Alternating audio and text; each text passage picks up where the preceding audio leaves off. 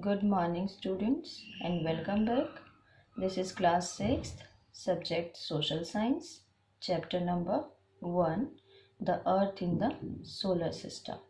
This is lecture 4. As we have already covered 3 lectures from this chapter, this is our last lecture.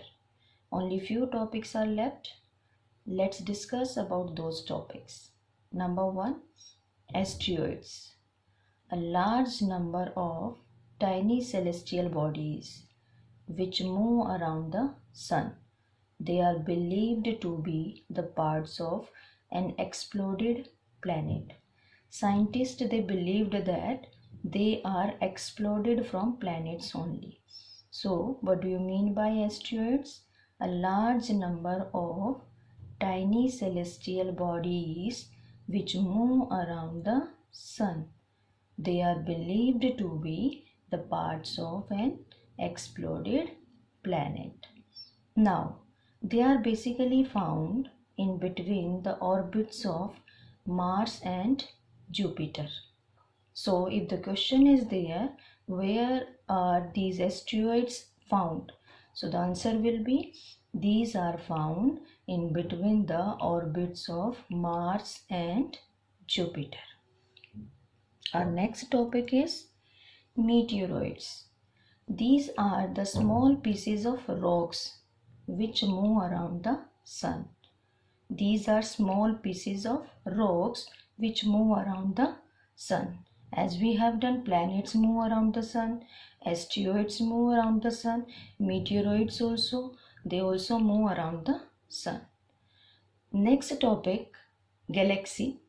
A huge system of billions of stars, clouds of dust and gases. That is known as galaxy. And do you know where our solar system is present? Our solar system is present in Milky Way galaxy. Milky Way galaxy is also named as Akash Ganga. So meteoroids we have done now, the small pieces of rocks which move around the sun. And one more thing about them, that sometimes when they come in contact with the Earth's atmosphere, due to the friction of air, they get heated and burn. Firstly, the definition is the small pieces of rocks which move around the sun are called meteoroids. And when sometimes they come in contact with Earth's atmosphere, they get heated and sometimes they burn. And the second we have done here, galaxy. Galaxy a huge system of billions of stars, clouds of dust and gases. That is known as galaxy. Or in simple way we can say the cluster of billions of stars, clouds of dust and gases is known as galaxy. Now the question arises, what is this Milky Way galaxy? Milky Way galaxy is a galaxy in which our solar system is present. Our solar system is a part of Milky Way galaxy, and this Milky Way galaxy is also named as Akash Ganga. Next thing, universe, the vast unit of space. If we define what is universe, the universe is the largest unit in which billions of galaxies are present. Remember this, as we know that Milky Way galaxy is galaxy in which our solar system is present, and here we are talking about the universe is the largest unit in which such billions galaxies are present like Milky Way galaxy. So we can say this is the largest unit of space. Now if we want to relate the Earth, solar system, Milky Way galaxy, universe, so how can we relate them? First of all, the smallest term, the Earth, planet, where we are living. Our planet Earth is present there in the solar system, and solar system is a part of Milky Way galaxy. Milky Way galaxy is present there in universe. So the largest unit, universe, is there. We can relate them that in universe Milky Way galaxy is present. In Milky Way galaxy our solar system is present. In solar system our planet Earth is present where we are living. Clear? So how will we define universe? The largest unit of the space in which billions of galaxies are present, that is our universe. Now let's recall the topics that we have covered in this chapter one by one. Number 1, solar system. Solar system that consists of the sun as a head of the family, 8 planets, satellites, asteroids, meteoroids, etc. The second one, celestial bodies. Celestial bodies like the sun, the moon, and other shining objects that we see in the sky, they all are known as celestial bodies, and we call them heavenly bodies also. Then planets. Planets, they revolve around the sun, and there are 8 planets in the solar system. Or in this chapter we covered particularly the Earth as a unique planet because there is life possible, and planets, they do not have their own heat and light. They just lit due to the shine of the stars, or they lit the light that has been given by the stars. Next one is satellite. Satellite is a heavenly body that revolve around the planet. In this we covered the moon as a natural satellite of our Earth, and we have also covered different shapes of the moon and extreme shapes of the moon. So satellite is a heavenly body that revolve around the planet. Constellation is a group of stars that form specific pattern or figure. Constellation means a group of stars that form a particular figure or pattern. In this we covered the examples Ursa Major, Saptarishi with 7 stars. Clear? Next, in this lecture already we have discussed asteroids, the celestial bodies that revolve around the sun, the tiny celestial bodies that revolve around the sun, and they are particularly found in the orbits of Mars and Jupiter. Meteoroids also we covered now, the small pieces of rocks, those are found there in the solar system. They also revolve around the sun. Galaxy, the cluster of billions of stars, dust and gases, that is known as galaxy. And next one we covered the universe. Universe, we covered that the largest unit in the space in which all these things are included. Everything is included there in the universe. This is the largest unit.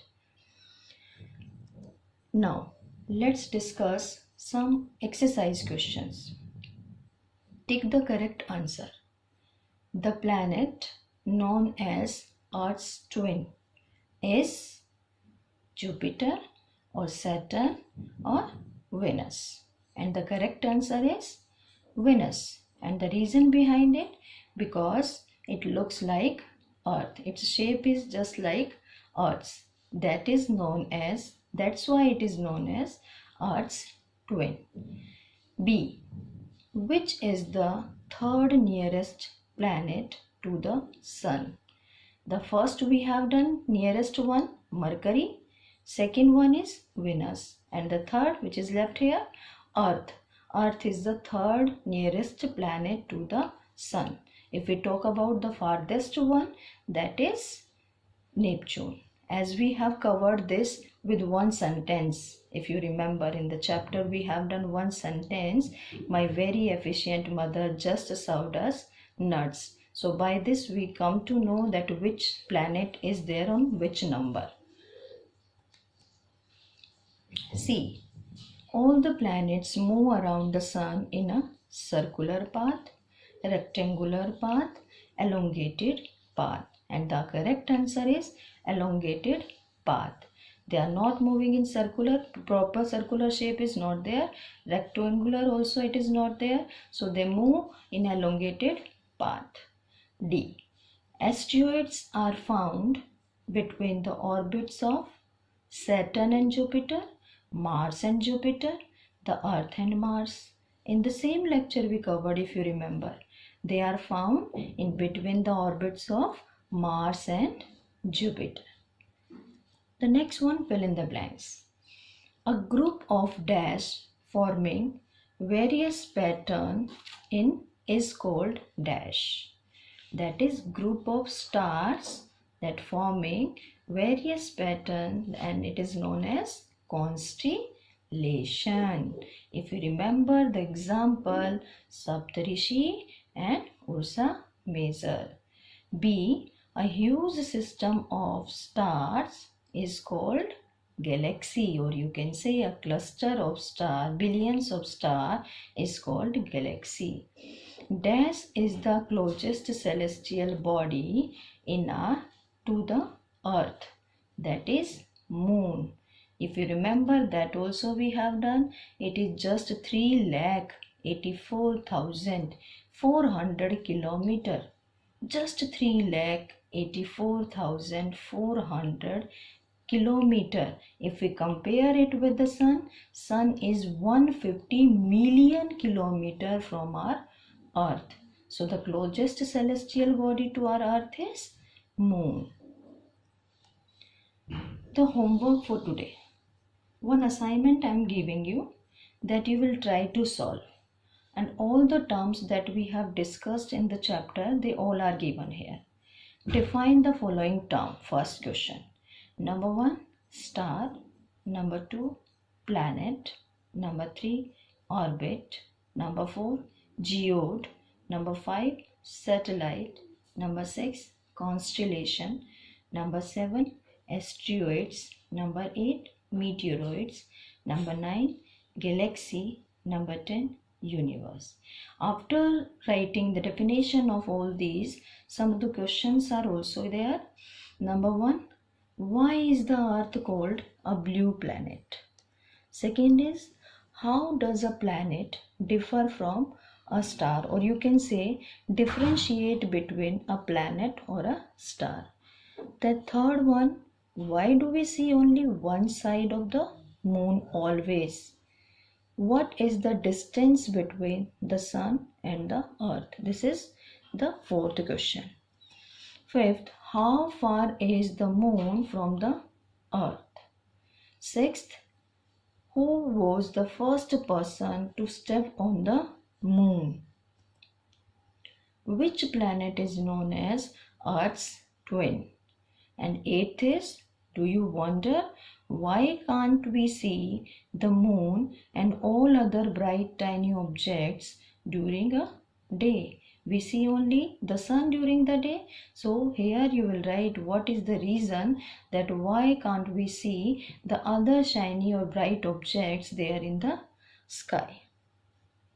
So you will solve these questions and we will discuss their answer in next lecture. Now the homework solution for lecture number 3. In lecture 3, I assigned you 2 questions only. The first one was, why is the earth called a unique planet? And the answer is, the earth is called a unique planet because it is only planet where life is possible. And I explained that why life is possible here only on the earth, that some conditions those are present there on the earth, they made the life possible on the earth. Number 1, moderate temperature. Moderate temperature means the temperature of the earth is neither too hot nor too cold. That's why life is possible. Second is presence of water. Here, presence of water, as we discussed in the chapter, 2/3 part of the earth's surface is covered with water. That's why life is possible here, because water is the essential part of our life. Next is presence of air. As we know, in atmosphere the life supporting gases are present, like oxygen, carbon dioxide. So that is also one of the main factor that life is possible there on the earth. So 3, when anyone asks you why it is known as unique planet or why life is possible there only on the earth, these 3 conditions also you will explain. The next question that I assigned, it was write the names of 2 extreme shapes of the moon. 2 extreme shapes of the moon are new moon, full moon. Why do we call them extreme one? The reason is, in new moon the moon does not appear even, we cannot see even, and in full moon that is there in full circular shape. If you remember, we have done that new moon night, that is known as Amavasya, and full moon night, that is known as Purnima. And how do they occur? The new moon, if we talk about the Hindu calendar, the new moon that occurs on 14th day according to Hindu calendar, and full moon occurs on the last day according to Hindu calendar. So these were the answers of the questions that I assigned in lecture number 3. Now do the assignment for today's lecture. That answer we will discuss later on. Thank you. Have a nice day.